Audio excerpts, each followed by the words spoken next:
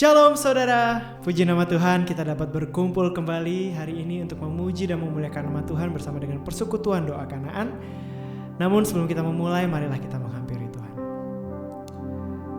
Selamat siang Bapa, terima kasih Tuhan Yesus atas segala penyertaan-Mu Tuhan yang sudah Engkau berikan kepada kami Tuhan.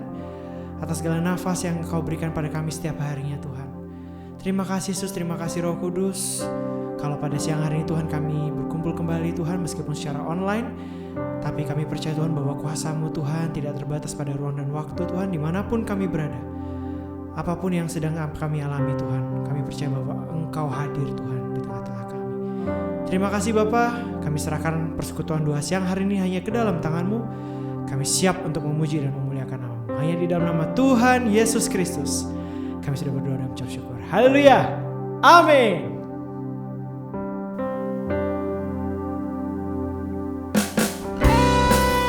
Siapa di sini yang percaya bahwa kita adalah umat pilihan Tuhan?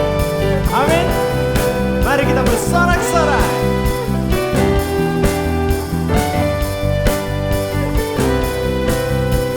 Kita dipilih dan dikuduskan untuk memberitakan perbuatannya.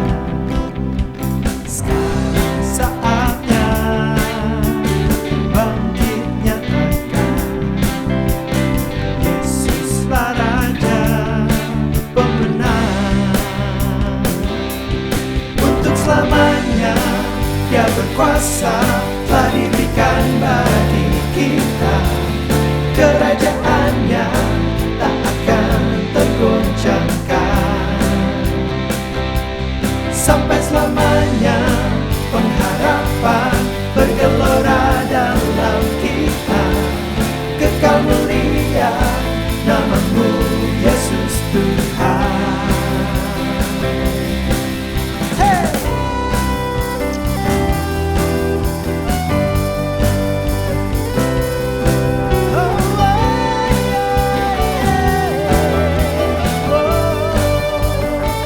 Kita berdiri dengan kuasa, sebab Roh yang dahsyat beserta kita.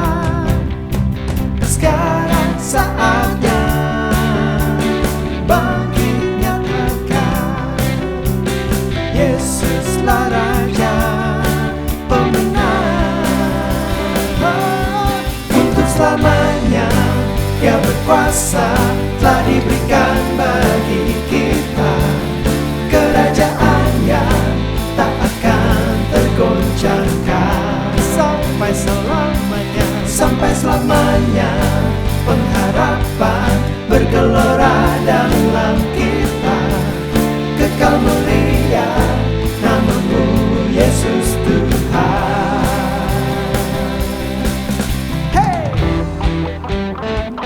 Mari saudara, saya ajak dimanapun kita berada, kita berikan tepuk tangan yang meriah bagi Tuhan kita.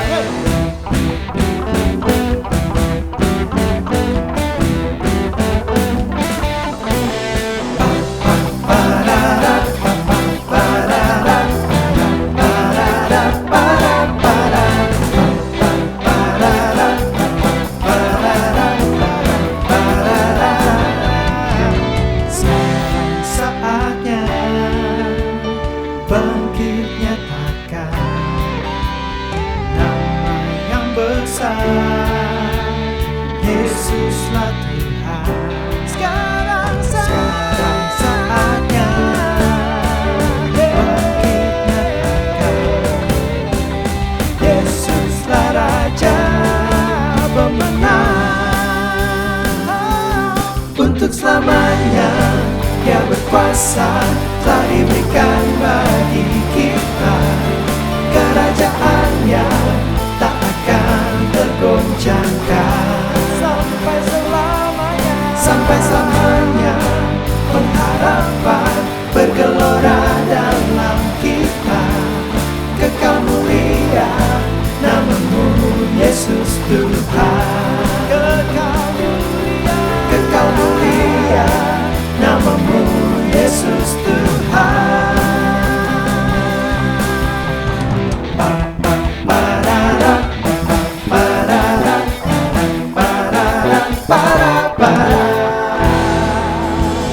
kita berikan tepuk tangan yang meriah bagi Tuhan kita.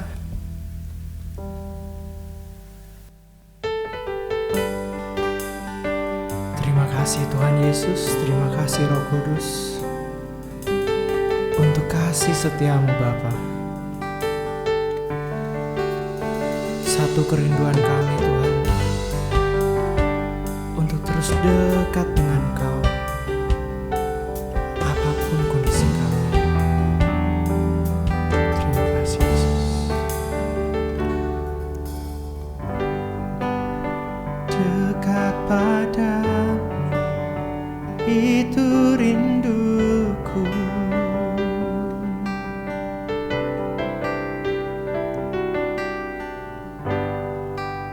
Setiap kataku, Kau pun menunggu.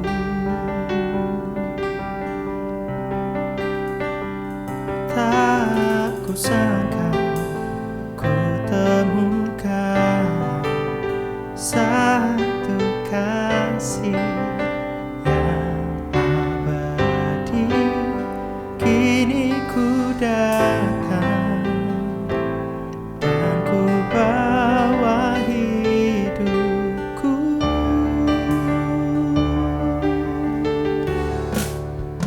Memandang wajah-Mu, mengikuti kebaikan-Mu, mengejar hadir-Mu dalam hidupku.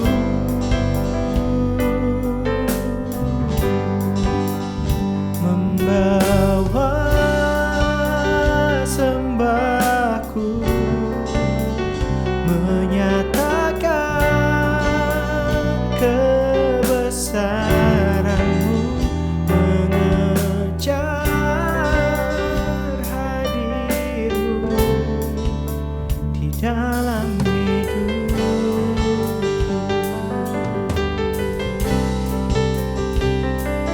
Na na na na na. Mari jemaat Tuhan. Dekat padamu, itu rinduku. Setiap kataku, setiap kataku, Kau pun menunggu.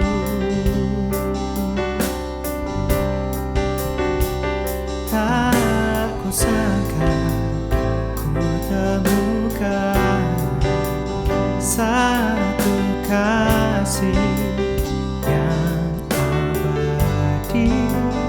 Kini ku datang dan ku bawa hidupku.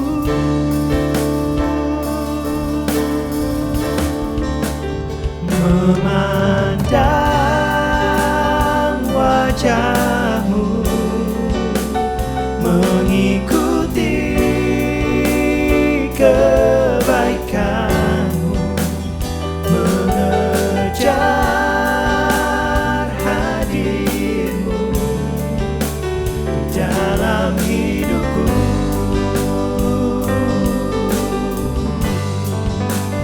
Membawa sembahku, menyatakan kebesaran-Mu, mengejar hadir-Mu di dalam hidupku. Oh, memandang wajah-Mu, mengikuti kebaikan-Mu, mengejar hadir-Mu dalam hidupku. Oh, membawa sembahku,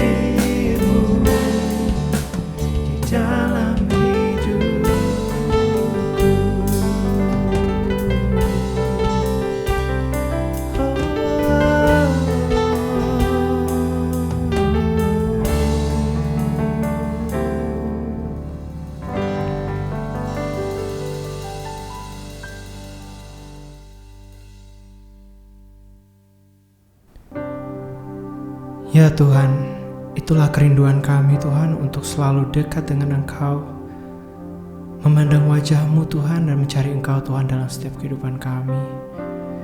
Ya Bapa, kalau sebentar kami akan mendengarkan firman-Mu, Engkau perlengkapi Tuhan hamba-Mu yang akan menyampaikan firman-Mu Tuhan, agar setiap kami yang mendengarkan Tuhan tidak datang dengan sia-sia Tuhan. Kami bisa mendapatkan sesuatu Tuhan yang bisa kami bawa ke kehidupan kami masing-masing Tuhan. Terima kasih Bapa, terima kasih Yesus. Kami siap untuk mendengarkan firman-Mu. Hanya di dalam nama Tuhan Yesus Kristus kami berdoa dan mengucap syukur. Haleluya. Amin. Shalom, senang sekali saya Pendeta Haryanto Winata boleh menjumpai saudara melalui kesempatan ini untuk memberitakan firman Tuhan. Mari kita akan bersama-sama belajar firman Tuhan. Terlebih dahulu kita akan tundukkan kepala, kita akan bersatu dalam doa. Bapa kami dalam surga, kami mengucap syukur buat kesempatan saat ini, hari ini Tuhan. Kalau kami boleh bersama-sama beribadah kepada Tuhan, dan kami boleh bersama-sama datang kepada Tuhan, memuji dan menyembah Tuhan. Saat ini kami mau memilih yang terbaik untuk kami belajar akan firman-Mu. Mari Roh Kudus, Engkau urapi dan berkati setiap kami, biar jadikan setiap hati kami menjadi tanah hati yang baik, tanah hati yang siap ditaburi benih-benih firman Tuhan.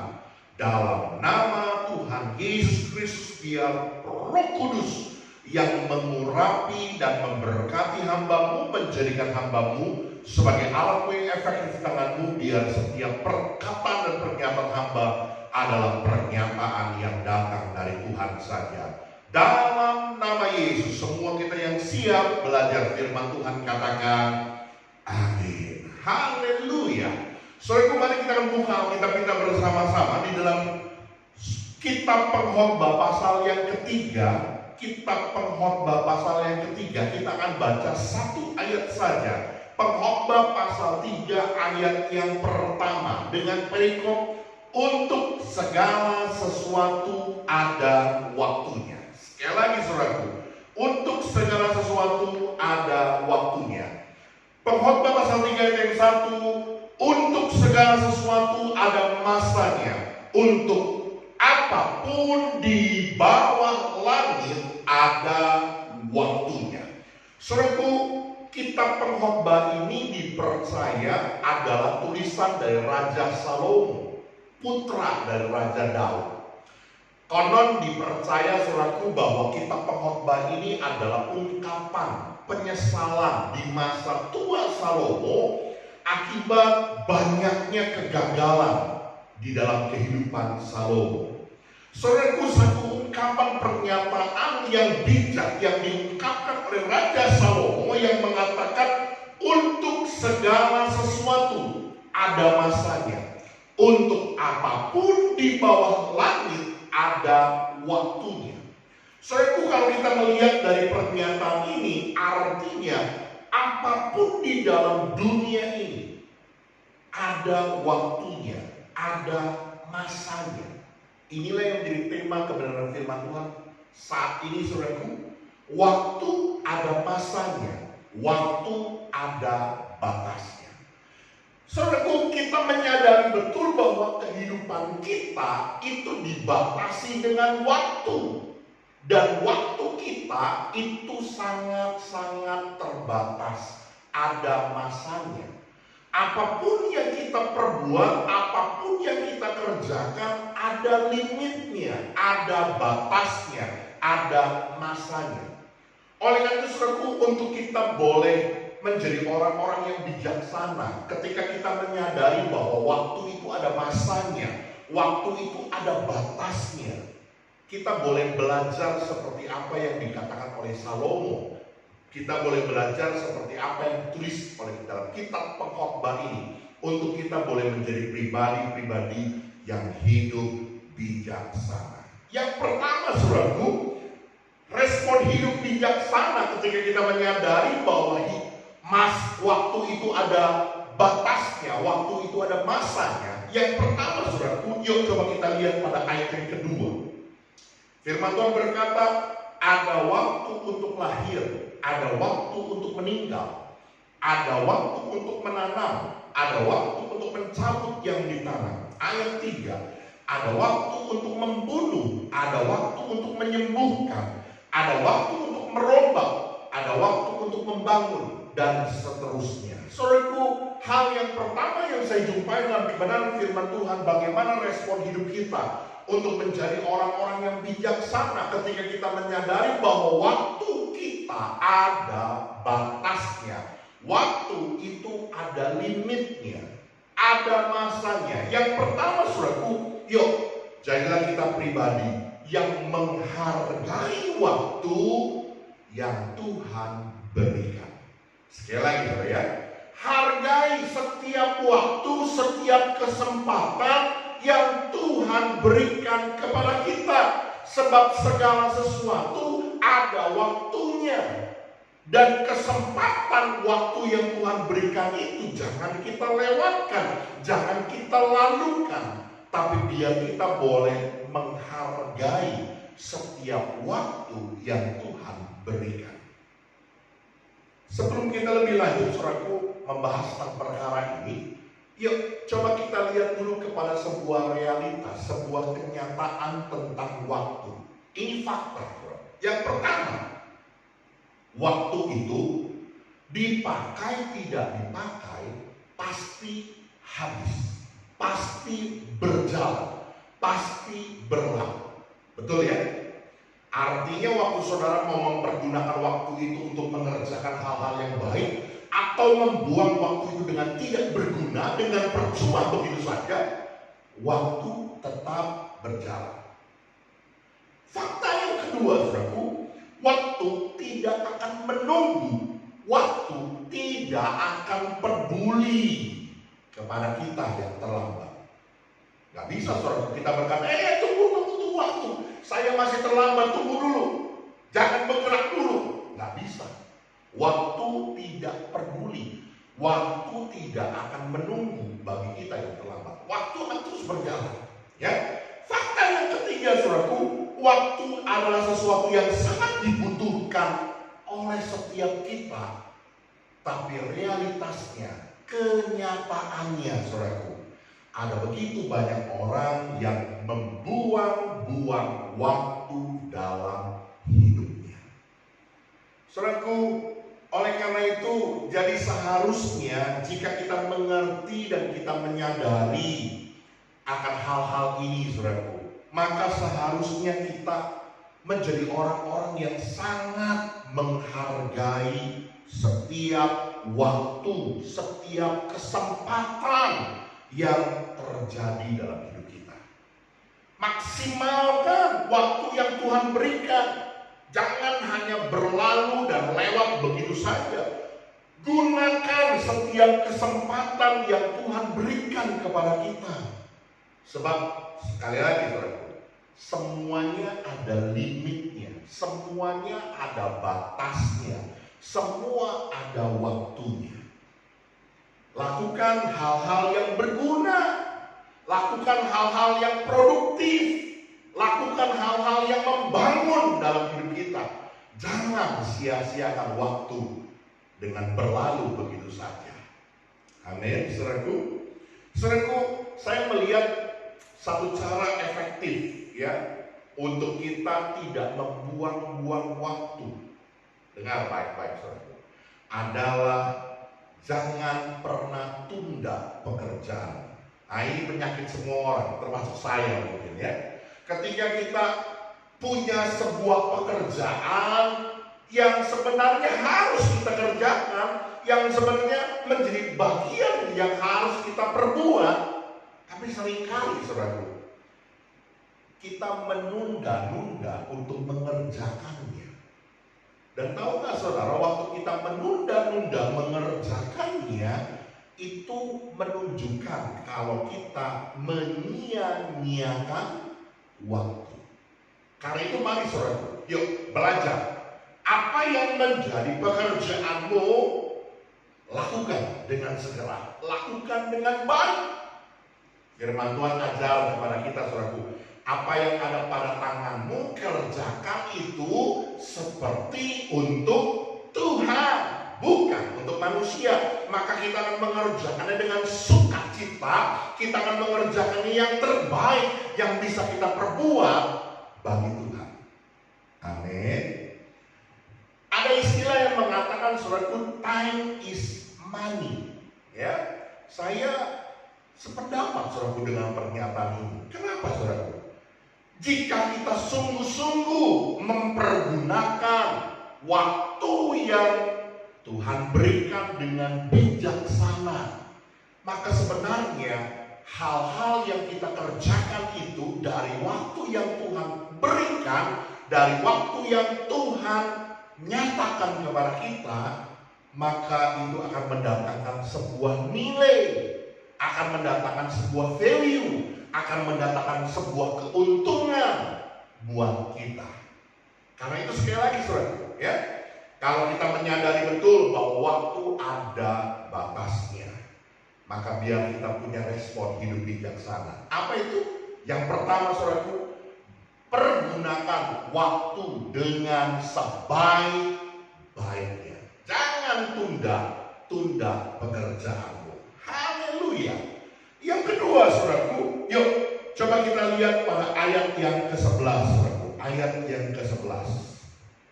Jika kita mengerti betul waktu ada masanya, waktu ada batasnya. Karena itu biar kita punya respon yang bijaksana tentang perkara ini. Apa itu? Yang kedua, firman Tuhan bilang begini, saudaraku. Pengkhotbah 3 ayat 11. Ia membuat segala sesuatu indah pada waktunya, bahkan ia memberikan kekekalan dalam hati mereka. Tetapi manusia tidak dapat menyelami pekerjaan yang dilakukan Allah dari awal sampai akhir. Saudaraku, firman Tuhan menyatakan bahwa Tuhan membuat segala sesuatu indah pada waktunya. Artinya, saudaraku, waktu Tuhan pasti yang terbaik. Ini hal yang kedua, saudaraku. Apa yang harus menjadi respon kehidupan kita sebagai orang yang bijaksana tentang waktu? Kalau kita menyadari segala sesuatu waktu itu ada masanya, ada batasnya, maka sadari, saudaraku, maka mengertilah bahwa waktu Tuhan itulah yang terbaik untuk saudara, untuk saya. Bukan waktu saya, bukan waktu saudara, tapi waktunya Tuhan yang terindah buat kita. Saudaraku, seringkali ketika kita menginginkan sesuatu yang kita doakan, yang kita mohonkan kepada Tuhan, seringkali, saudaraku, kita menginginkannya dengan hitungan waktu yang cepat. Ya, tapi seringkali doa kita itu rasa-rasanya sepertinya begitu lama. Kok seperti nggak dijawab sama Tuhan. Bahkan seperti telur sudah di ujung tanduk, baru Tuhan tolong. Saya mau berkata, saudaraku, dengar baik-baik. Kita manusia seringkali menentukan waktu atau bergerak dengan kronos, ya. Di dalam bahasa Ibrani waktu itu dibagi menjadi dua kata. Kita ini seringkali menghitung waktu, bergerak di dalam waktu dengan hitungan kronos. Waktu yang dapat dihitung 1 hari 24 jam. Jadi sekali lagi, waktu kita berdoa, waktu kita memohonkan sesuatu, seringkali kita menggunakan waktunya itu dengan hitungan kronos. Kita mau Tuhan cepat-cepat bergerak, cepat-cepat menolong, seperti harapan kita. Tapi dengar baik-baik, saudara, Tuhan gak pernah bergerak dengan kronos. Tuhan bergerak dengan waktu kairos. Apa itu kairos? Kairos adalah waktunya Tuhan. Satu kesempatan, satu keadaan yang tepat, waktunya Tuhan. Tuhan tidak pernah bergerak sesuai dengan keinginan kita, tapi Dia bergerak sesuai dengan keinginannya, sesuai dengan ketetapannya, sesuai dengan waktunya Tuhan. Dan saya mau berkata saudaraku, waktu Tuhanlah pasti yang terbaik. Saudaraku, jadi sebenarnya sederhana. Kalau kita berdoa dan kita belum menerima jawaban doa, kenapa? Karena belum waktunya Tuhan. Belum yang terbaik, waktu yang terbaik yang Tuhan mau nyatakan bagi kita. Terkadang untuk jadi yang terbaik itu harus melalui sebuah proses pembelajaran untuk kita menjadi orang yang percaya. Satu kisah saudaraku, satu ketika ada orang yang datang kepada Yesus dan berkata kepada Yesus, "Guru, Lazarus yang kau kasihi hampir mati." Firman Tuhan menyatakan saudaraku, Yesus sengaja menunda 2 hari lagi untuk pergi. Sehingga didapati saudaraku, katanya Lazarus meninggal dunia. Setelah 2 hari, lalu Yesus berkata kepada murid-muridnya, "Marilah kita pergi." Jadi saudaraku, itu sudah ditunda 2 hari. Yesus berjalan pergi menuju ke tempatnya Lazarus di Betania, Betfage. Perjalanannya 2 hari lagi. Jadi totalnya sudah 4 hari. Ya. Dan ketika Yesus sampai di sana, saudaraku, didapati bahwa Lazarus sudah mati. Dan semua orang menangis dan berkata, andai kata Tuhan tidak terlambat, andai kata pada satu waktu itu Tuhan Yesus ada, maka Lazarus tidak mati. Tapi Tuhan Yesus berkata, dia tidak mati, tetapi dia tidur. Ya. Tuhan berkata satu pernyataan yang luar biasa di dalam Injil Yohanes ini. Dia berkata, adalah lebih baik bagiku aku tidak hadir di sana, supaya kamu belajar percaya. Saudaraku, seringkali kita berpikir dengan waktunya kita. Kita menginginkan berdasarkan waktunya kita. Tapi sekali lagi dengar saudaraku, Tuhan tidak pernah bergerak berdasarkan waktunya kita. Tuhan bergerak berdasarkan waktunya Tuhan. Tuhan membuat segala sesuatu indah pada waktunya. Artinya saudaraku, waktu Tuhanlah pasti yang terbaik. Tuhan mau kita belajar untuk percaya. Yang mengerti boleh bilang amin. Dan yang terakhir saudaraku, waktu ada masanya, waktu ada batasnya. Bagaimana respon kita sebagai orang percaya untuk hidup bijaksana jika kita menyadari bahwa waktu ada batasnya? Yang ketiga saudaraku, coba kita lihat pada ayat 14 dari Pengkhotbah pasal 3 ayat 14. Firman Tuhan bilang begini saudaraku, aku tahu bahwa segala sesuatu yang dilakukan Allah akan tetap ada untuk selama-lamanya. Itu tidak dapat ditambah dan tak dapat dikurangi. Allah berbuat demikian supaya manusia takut akan Dia. Saudara, dengar baik-baik. Hal yang ketiga yang saya jumpai dalam kebenaran firman Tuhan ketika kita menyadari bahwa waktu ada masanya, waktu ada batasnya. Saudaraku, sebagai orang percaya, biar kita menyadari bahwa waktu itu adalah kedaulatannya Tuhan. Firman Tuhan berkata, apa yang diperbuat Tuhan itu ada, itu tetap ada untuk selama-lamanya. Itu tidak dapat ditambah, tidak dapat dikurangi. Artinya, apa yang Allah tetapkan itu sebuah kedaulatan, kemutlakan dalam hidup kita. Seringkali saudaraku bahwa ketika kita mengalami sebuah keadaan yang bertentangan dengan pemikiran kita, maka seringkali saudaraku kita bertanya dan kita berkata, kenapa Tuhan? Kenapa kenapa Tuhan tidak lakukan, kenapa Tuhan tidak perbuat seperti apa yang saya minta, seperti apa yang saya doakan dalam waktu yang saya dengar, saudaraku, ya. Waktu Tuhan ada batas. Dalam waktu ada batasnya. Artinya, saudaraku, waktu Tuhanlah yang berdaulat. Tuhanlah yang punya ketetapan. Tuhanlah yang punya kedaulatan. Tuhanlah yang menjadi kuasa, otoritas atas waktu buat kita. Saya, saudaraku, di masa-masa pandemi ini kehilangan banyak sekali teman, rekan sepelayanan, pendeta-pendeta.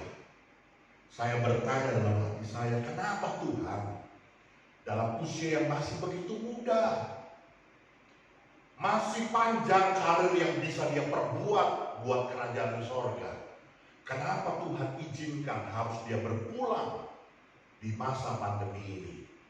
Sekali lagi, saudaraku, kita mau belajar, kita mengerti bahwa Tuhan punya kedaulatan atas waktu kita. Kita harus menyadari bahwa waktu kita itu ada batasnya. Dan batasan itu, limit waktu kita itu adalah haknya Tuhan, adalah prerogatifnya Tuhan, adalah kedaulatannya Tuhan.